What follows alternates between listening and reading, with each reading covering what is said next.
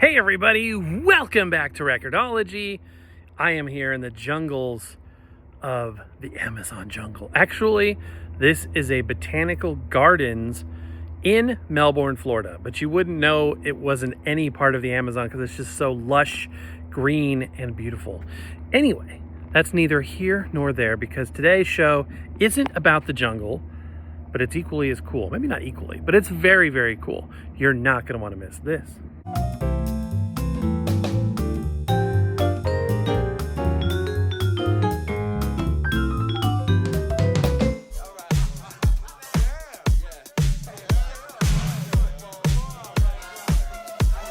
Welcome back to the Record-ology studios, where we've got this enormous box, and I don't know if it's coming across on camera how big it is, but it's big.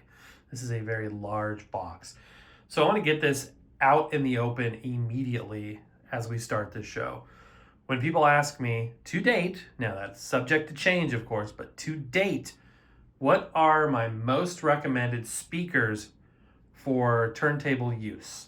And the answer is, and so far has been my consistent recommendation, Fluance.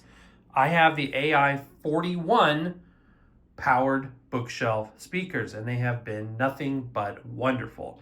However, I decided to take it up a notch because today we're looking at the Ai61 high performance powered 6.5 inch versus 5 inch bookshelf speakers. Now, many of you know that I have chosen to go the way of powered speakers instead of passive speakers. They're also known as active speakers. And that is because I don't want a separate receiver and amp. I want just everything all in one. It's a great space saver. And I listen, that thing is too wobbly. I've got to do something with that. I recently built this. I got this, I think, for Christmas or my birthday. Can you name the ship? And I super glued on right here. I need to super glue right here as well, but it's still just kind of too wobbly for this whole setup here. It's a constant state of evolution.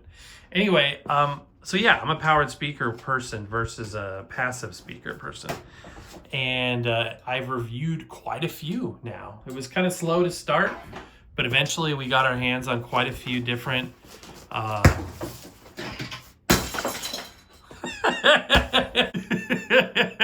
well, I got another project lined up for me, just what I need.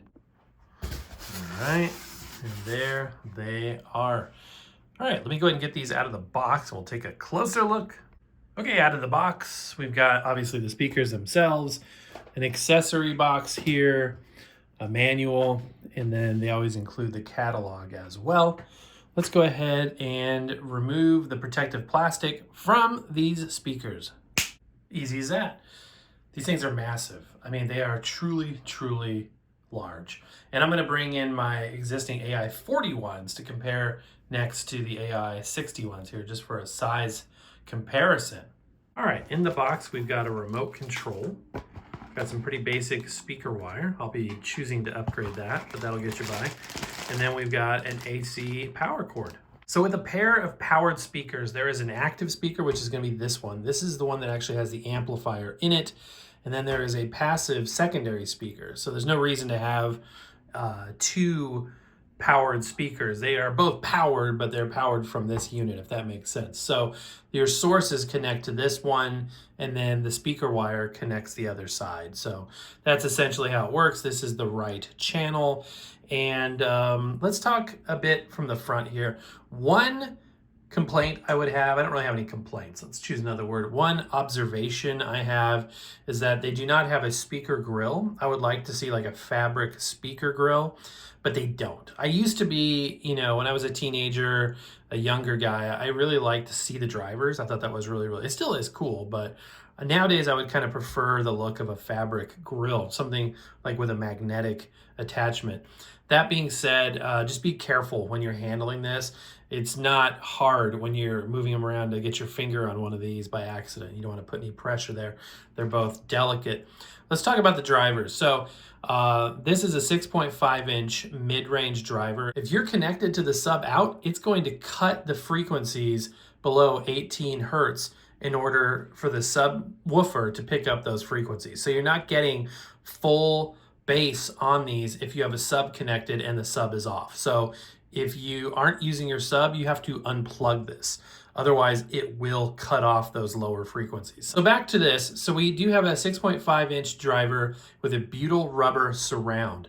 The rubber takes a while to stretch and to flex and to kind of work itself in. So they recommend 10 to 12 hours of moderate volume playback before these speakers are going to be achieving their peak sound signature.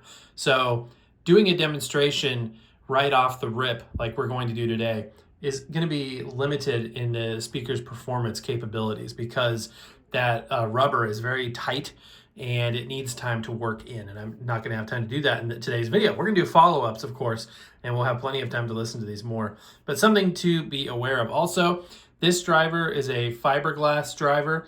This is a neodymium tweeter, so it's like a neodymium silk type of fabric up there. These sound very crisp, very full range. One of the reasons I love them so much is they have a complete range of sound. They don't sound boxy in the slightest. They don't sound mushy. They don't sound distant. They don't sound dull. They have full spectrum of sound, crisp highs, powerful mids, and very deep bass, especially if you use the subwoofer. So no speaker beats it that I've heard so far. No active speaker I've listened to. Okay, looking a bit closer here, obviously they are both ported, and I'm going to go ahead and turn the other unit around. As you can see, so they're both ported. The passive speaker, the left channel side, only has the speaker terminals, which you can use tabbed speaker wire like they provide, or you can plug banana plugs right into there, and that's what I'm going to be doing. Now, you guys heard me earlier talk about how because I use powered speakers, I don't need a receiver. And you may be thinking to yourself, well, you're missing out on a lot of other functionality that a receiver provides. One thing that's really cool about Bluetooth speakers is some of them, like these, provide a lot more than just powered speaker capabilities. So you've got your expected things like your inputs, RCA inputs, but it also has an optical input. That means there's a built-in DAC. So anytime you see an optical input, that means that device has the ability to decode that digital signal. So my Sony CD changer, my Sony mini disc changer or player with an optical out, I can connect directly to here, which is lossless. There's zero degradation, and the DAC that's built into here decodes that audio directly.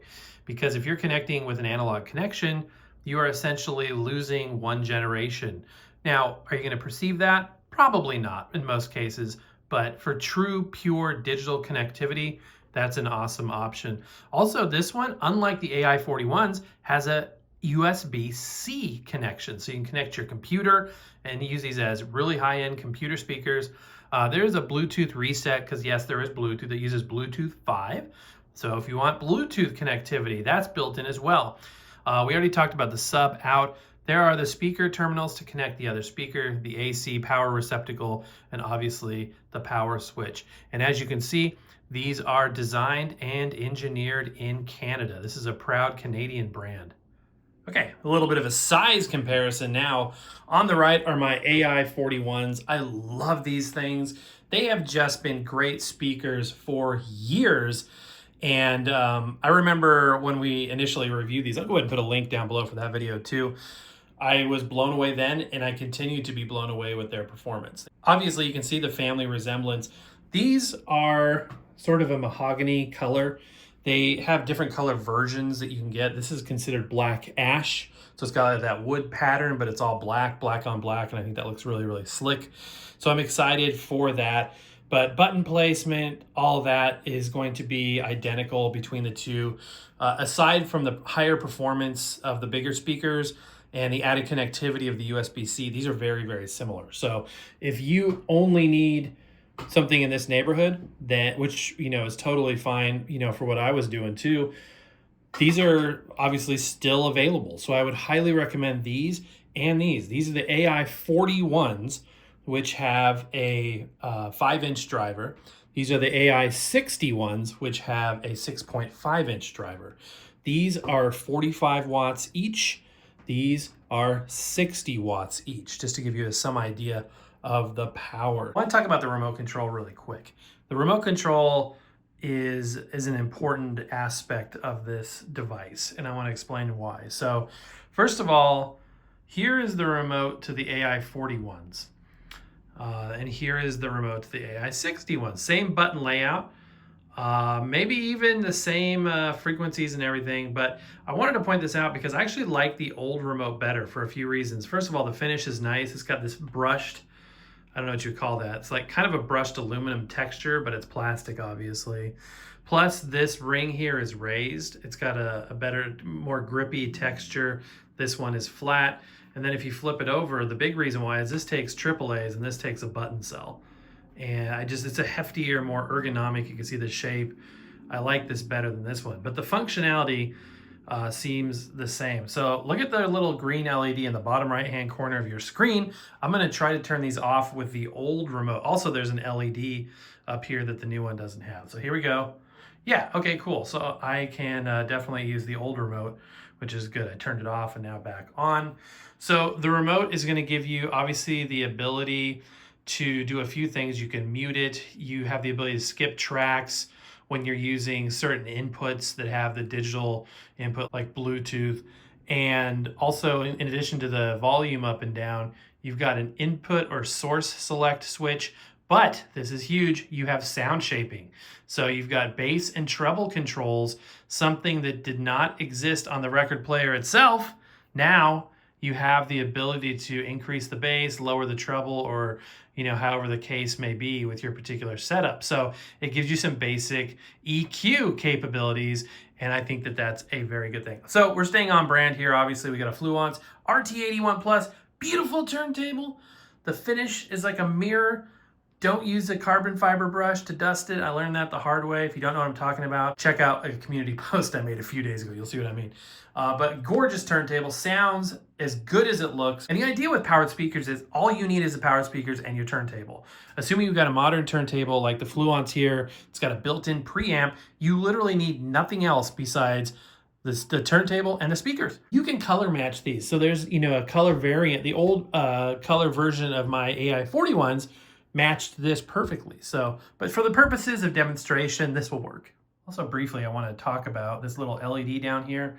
So this little knob, it is a pretty diminutive knob. Unfortunately, it's a lightweight, plasticky, stepped knob. It would be nice if they would have put like a metal, kind of a finished, higher end knob there, because you deal with that a lot, unless you use the remote. But because these are at arm's length for me, I'm often actually doing things here. You can switch inputs with this, turn up the volume, turn them on and off, stuff like that. You can even do EQ changes, and all the instructions are obviously in the manual.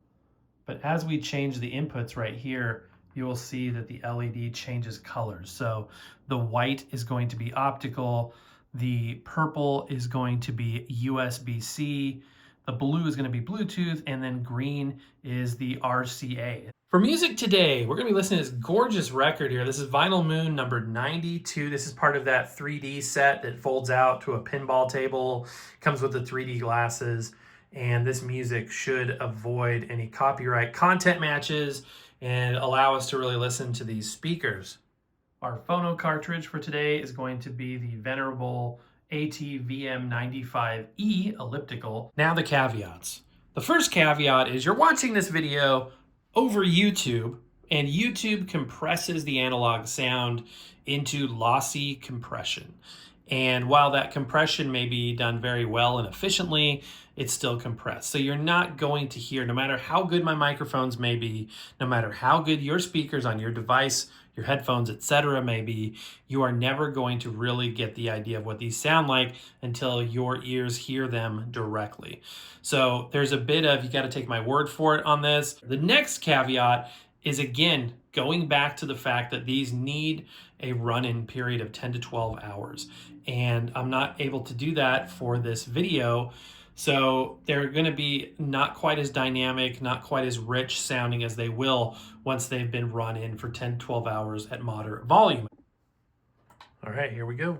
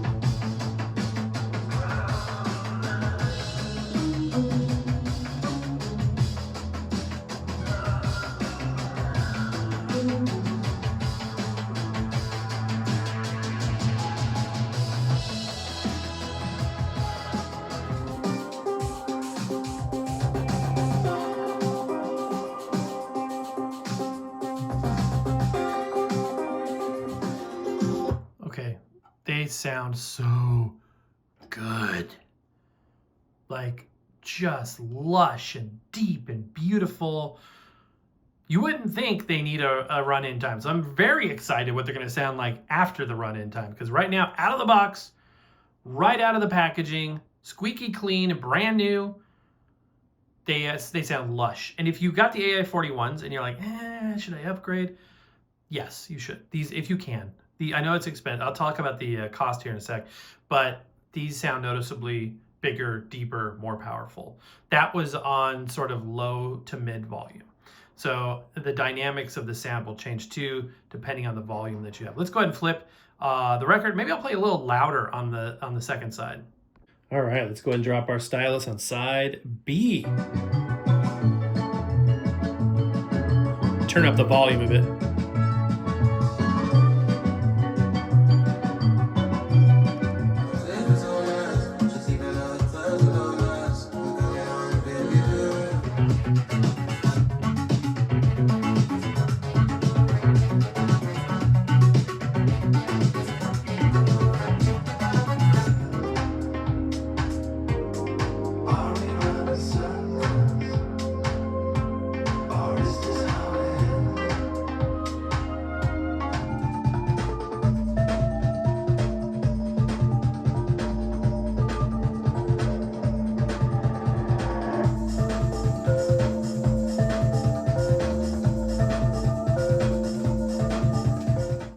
I don't know what else to say. These speakers perfected. You know, we've done it. This is it. I don't know how speakers could advance beyond this in terms of sounding great. To my ears, these sound natural, powerful, full, rich, crisp, complete, non-fatiguing. Any positive word you can think of that people use to describe sound, which is always interesting to me because it's very sort of esoteric. These are them. These are great. So price. $299, $300. So these are $300 speakers, essentially the cost of a good sort of entry to mid-range quality turntable. I know that's a lot of money, especially when you're just starting out. But just know that once you get to this point, I think you'll be very happy. I think this would last a long time for you. And I think you would not feel the need to upgrade once you got to this point. For $50 less, for $249.99, so $250, you can do the AI41s, which are absolutely fantastic and phenomenal with the same sound signature, just a hair less power. But if you're using a sort of a medium to small room, or as I am, you know, my desk, then they do everything and then some. So both sets, highly recommended. Links down below. Huge thank you to you for watching this. You're invited to join our membership program, only $1 a month, exclusive content, and we'd love to have you along for the journey as well. But that's going to do it for today, guys. Happy record hunting, and we'll see you next time.